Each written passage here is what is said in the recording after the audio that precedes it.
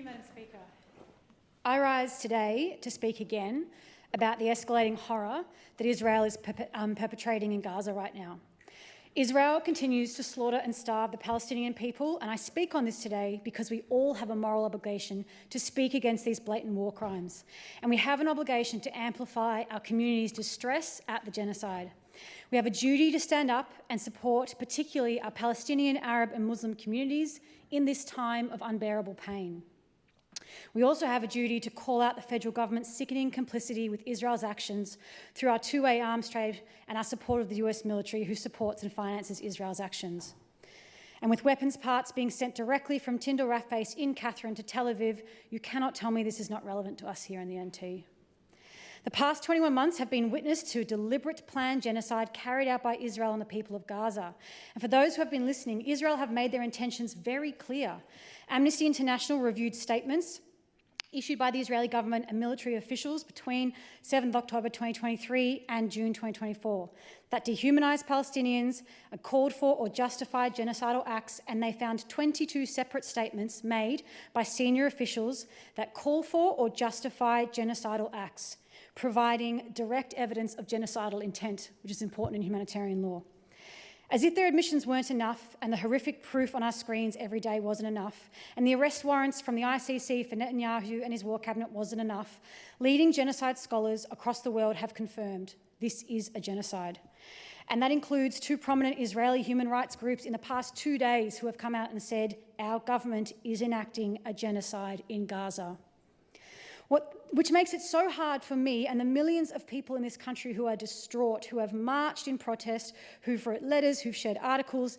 It makes it so hard for us to understand how most of our political representatives stay silent. How can you do this in a live stream genocide? I still cannot believe there would be people so cruel, so deadened to their humanity that they can simply ignore the suffering we are witnessing. So when I listen to the deafening silence from most people in this chamber, I'm left to think, surely you must not be seeing the images and videos that we are. I cannot believe that even the most heartless person in this room cannot be moved to action once they see the reality. So today I want to table some images and share some stories. Madam Speaker, can I seek permission to table this? Yes, you don't actually need to seek leave. I've realised that I've been requiring that, but it's not necessary. Okay. Don't need to. You do. Okay. My apologies. Is leave granted? Aye. Thank you very much. And look, this is only a drop in the ocean of suffering and trauma. I've got enough. If you could, there are 4 pages each to pass to everyone. Thank you. It's only a drop in the ocean of the suffering and trauma, only a minuscule fraction of the sheer numbers of destroyed families and traumatised children. Honestly, I collected these images in 5 minutes. There's just so much more. We have the paediatrician, Dr. Ala Al-Najjar, who was in hospital working with patients who were being brought in when the ambulance brought in the 9 charred and mutilated bodies of her children. 9 out of 10 of her children were killed in an Israeli strike as she was working at the hospital. One of the images here is one of the more recent ones that I saw from a video. A little 2-year-old, Zaina. Luckily, they've blurted out, but I don't want to spare anyone the gruesome details. Little 2-year-old, just a bit older than my child.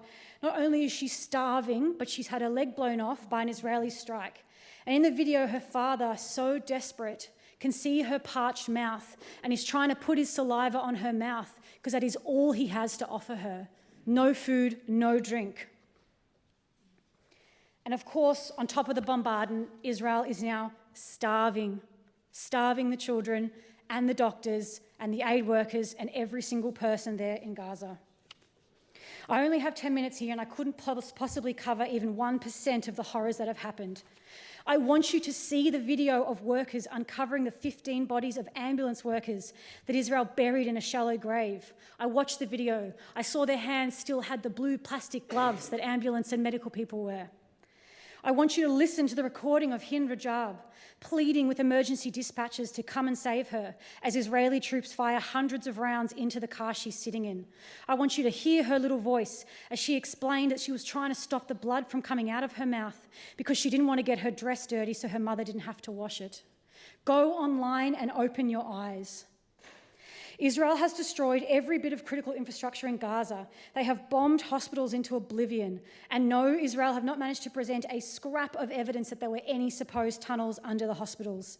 These hospitals are run and staffed by dedicated Palestinian and international doctors who in deteriorating conditions are trying to save lives, who themselves are now starving, who are operating on blood-stained floors, doing amputations on children with no anaesthesia, who are holding the hands of innocent people as they die of preventable diseases or treatable injuries because there is no medicine left. We have international humanitarian law, and it dictates that health establishments, including hospitals, should never be attacked. This protection extends to the wounded and sick, as well to medical staff and means of transport.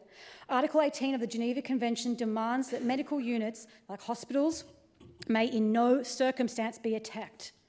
How is anyone defending Israel at this point?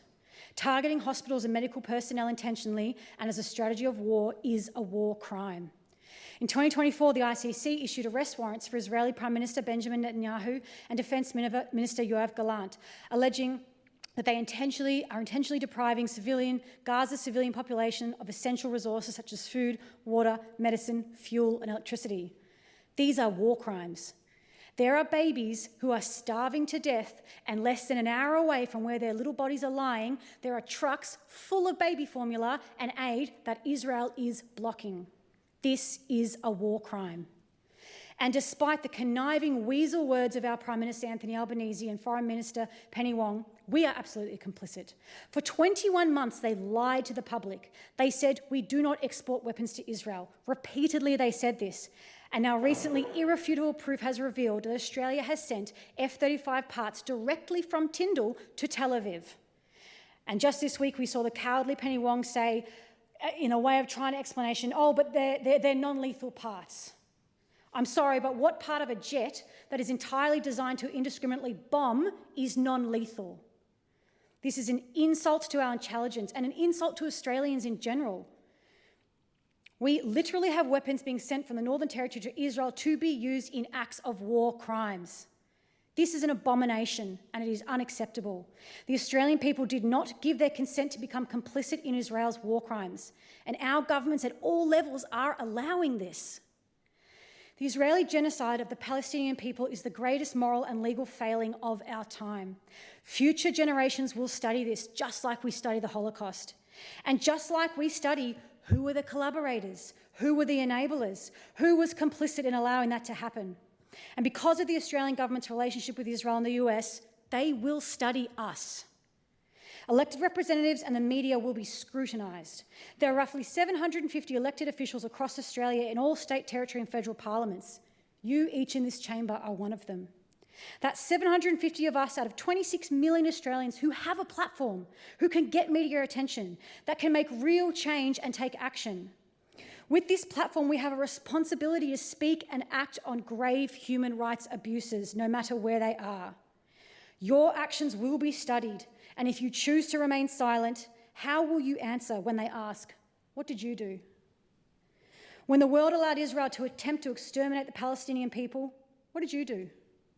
And you will have to answer to them. Your children will ask you, what did you do? And the answer will be, whatever it is you're doing now. I implore you, use your platform. Make your stance on genocide known. There are people in each of your electorates who are beyond distressed. And don't just wait for people to come to you. Be proactive. Go and speak to your community. Go visit the mosque. Talk to our Palestinian, Arab and Muslim communities. And if they haven't been reaching out to you, maybe ask yourself, why is that? What kind of values do I put forth to the public that people don't believe I would support them in their grief? That people don't trust or know what side that I would be on in a case of blatant genocide. Because at the very least, if you cannot take a stand against genocide, then you stand for nothing. Thank you.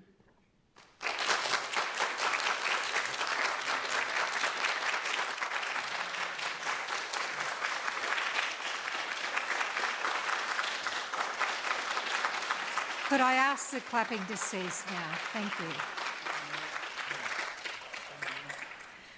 Member for Johnston. Thank you, Madam Speaker. And I want to thank the member for Nightcliff for bringing this matter to the attention of the chamber tonight. I know many people say this is not our business, this doesn't belong in this chamber. And what I want to say is that that could not be further from the truth. It is our issue. It's impacting our constituents, people who have family and friends in Gaza, people who are grieving, fearful, watching the devastation unfold, wondering where their government stands. It's being supported right here in the Northern Territory through Pine Gap, through RAF Tyndall and through the use of land and infrastructure to enable military cooperation. I speak, as people know, I'm a Jewish woman. My history is deeply entwined with the history of Gaza, of Palestine and of Israel. And my people know what it means to be targeted. We know the horrors of persecution, of genocide and of silence, and it's precisely because of that history, not in spite of it, that I stand here to say, not in my name. And I don't stand here alone as a Jewish woman. There are many, many Jewish people across the world who are saying this is not okay. I want to be really clear. It's not anti-Semitic to criticise the state of Israel. I want to put that here in this chamber because it's a way of silencing talking about the genocide that is happening in front of our eyes. It's an incredible catastrophe.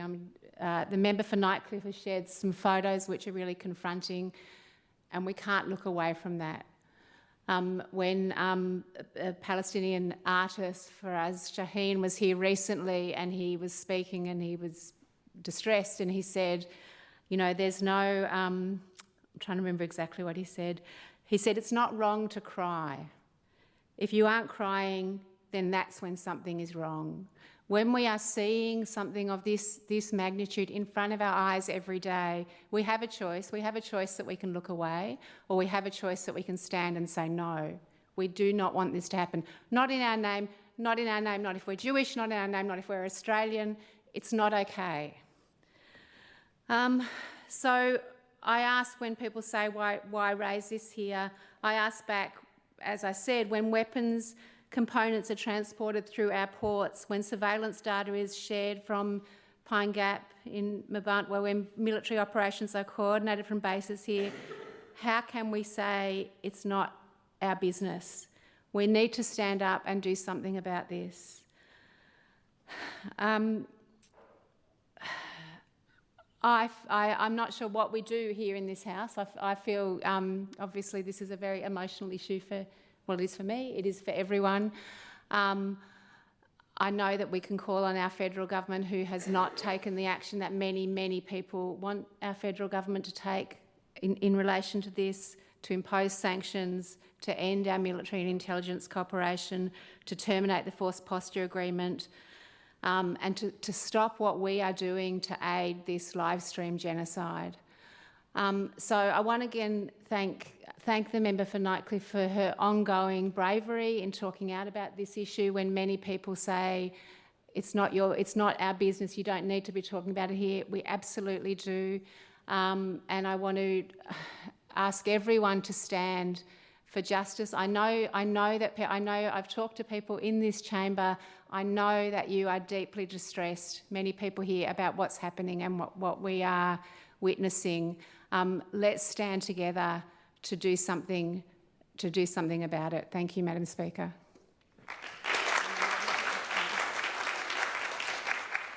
Member for Gwadja.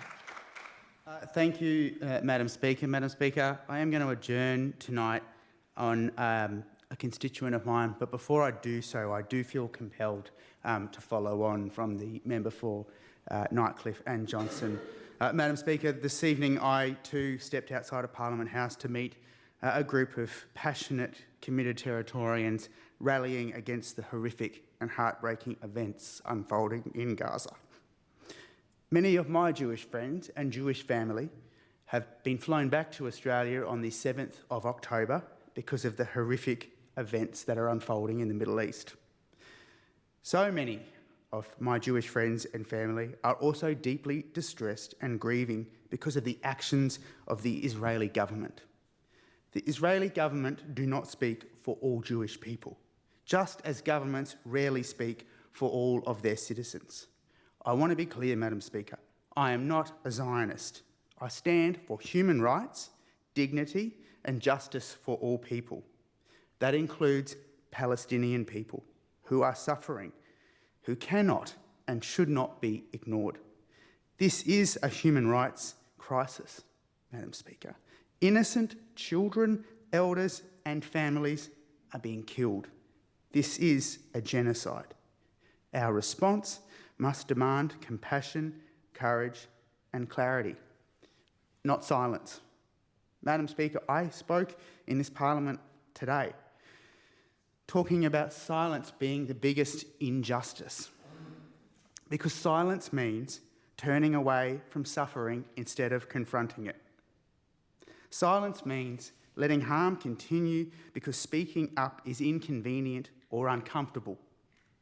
Silence means allowing people in power to avoid accountability. And silence means sending a message to victims, to families and communities that their pain does not matter. When leaders stay silent in the face of violence, systemic failure or injustice, they all become complicit. Silence might feel safe, it might protect the status quo, but when we are silent, innocent lives are lost. Silence is not neutral, it is fatal.